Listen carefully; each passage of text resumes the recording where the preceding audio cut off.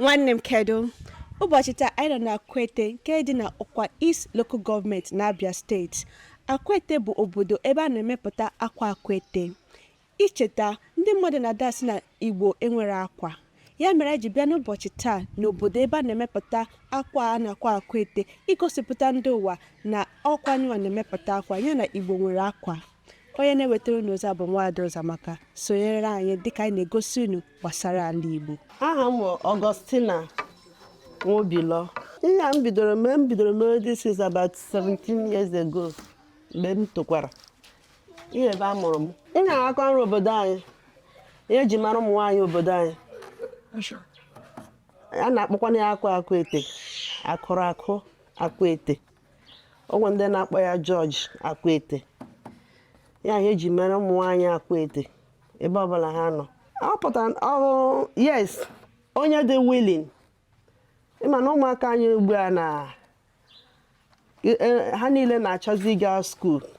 The other times mgbe mma anyị ha lụrụ di anya ka ha ji ezu ụmụaka ha na university. Aka akwa Akwaete ka ha na-eji. Ụnụ na-anọ na 21st century. Then everybody chọrọ ide ịnọ na social media. Onwezi onye chọrọ imezi ihe eji mara ha. As in, ịnọ na-akụzi dị akwa. Ha chọrọ belong to one ime ọtụtụ aka ọrụ like tailor, saloon, and the rest of them. So some of them are not interested na ime this akwa now. Ọwụ mmadụ niile na-amụta dị akwa. Ọwụ na ịnwụ nwa afọ Ndoki, nwa afọ Akwaete, amụrụ na Akwaete, ị ga-amụta ya. Ọkwa na iwe stranger outside, ị ga-amụ ya. Ịdịgodo willing to learn. Ịmụtacha ya ala before you get your place, ị ga-echefu ya. That is the tradition. It's against it. We should not teach stranger. Because this is our pride. Challenges I na-enweta before ndị ọcha na-abịacha ihe abịa zụọ akwa mana otoshi wee dị this time around because of ndị akụziri dị ọrụ ha ga-mebisizie dị akwa. Ha ga-mebisichara anyị mebiere anyị business. So anyị na-enwetazi business like before. Ọzọ na ka the thing laghachitekwara back. And ihu aka ọrụ anyị ọ na-adị iche na nke ndị ọzọ. Like anyị nwawu ndị ụmụ Akwaete amụrụ n'ala zụọ n'ala. Anyị anaghị amụ ya amụ. The only thing mma anyị ga-agwa anyị what to do. O tinye dị akwa ya ọgwa anyị what to do. And before ị mara ihe menu anyị adịgo perfect. Mee ozi na our own. Kwa anyị adịghị na internet ọkwa ma anyị tinyere ya in case anyị nwere anybody chọrọ nọ design anyị egosi ya design anyị nwere ma o pikiri nke ọ like m gwara gị elia nwa sister anyị chọrọ na tete sị m na egosiri ya style ya sị nwanne m nwaanyị lee style oge ebe o nwere nke o bu n'obi ime ya sị m edishọn o mere na ehi ụra tete ị nwere ike laba n'abalị egosikwa gị another style ibile ị chọrọ obere oche tinye wepụtago the sample dotekwa. I nwere our idea na-abịa through dream according to our great grandmother.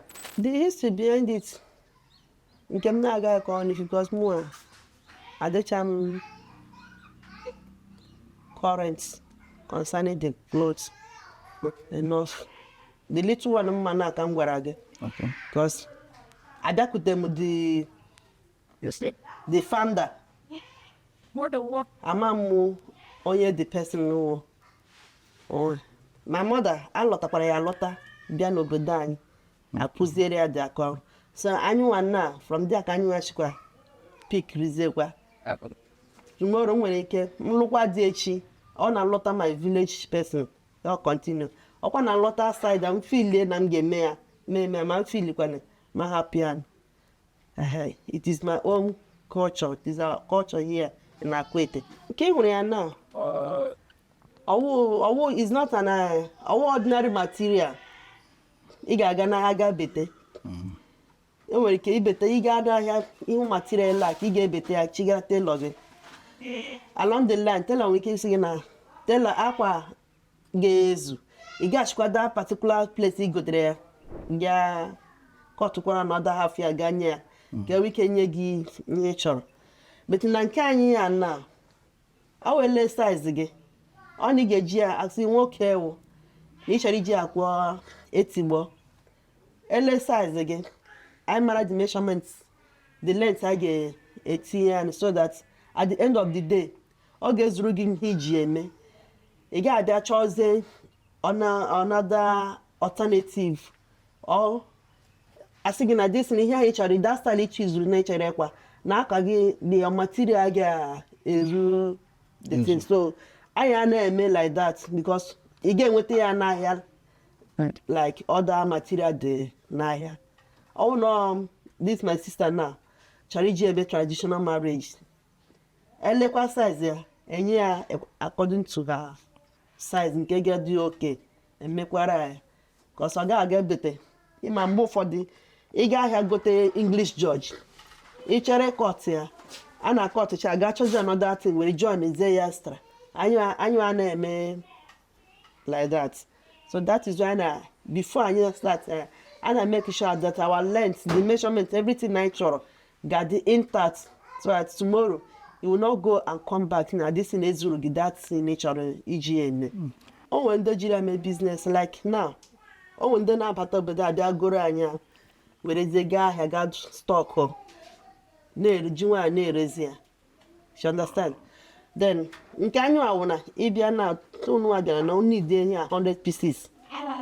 If you provide this particular style, this color, 100 pieces, I'm saying yes.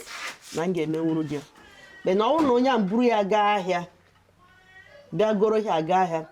Then the hand like the color I choose. They will not tell that person now. This is what I want. Can you provide it? They will say yes. Now rush to us.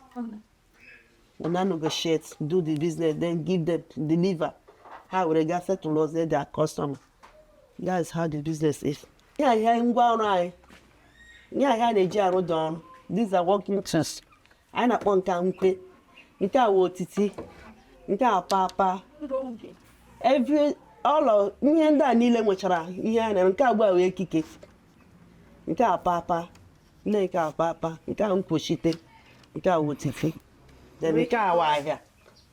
Without this one, cannot do the cloth, cannot weave. Without this one, then without this one now, we cannot. I got supuru and me your deka aqua. I cannot aqua eating scissors, everything and maybe both. So I am an energy and make you're the solid. So that I should get a tailor. Each other basket and blouse. Igeji aqua. Each aqua shirt, all depends on your choice. But now you are getting all the solid that you need. So at the end of the day, your tailor will give you what you want. From beginning,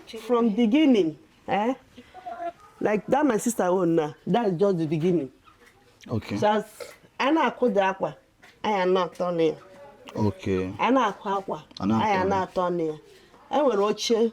Like now, I'm not an ordinary grand. Oh, again, I could get there, maybe roche, norodo, bile from Anna. The no was staging a ruzy from use this type of roche now. Yours Nange with Zeke, marathon choir. Like that, I get make there tea, your Potagua front. Gena who did design on a front. So the space you got for the wiki for from like this to here. Like, for example, now. Here dairy, from another. Let's have the ski. This is another color now, for another design. So if I'm actually be there now, I'm able to because I'm from beginning to you take like this. Then there be dokwa count all this in 1 this level now. Like that, I'm get tea, your aqua. At the end of the day, we put your full wrapper. Like o nwere ndị akwara akụ nọkwa inside. Akwa o nwere grade by grade. Nke a cotton. Okay. Why these ones are thick? Oh. So can the cotton The difference between the cotton and silk, if you feel the texture, you test the quality and the cotton. So you feel it. So there's two different things. For find this wrapper now. This is silk, while this is cotton. And this one, the price on this one and this one now are not the same.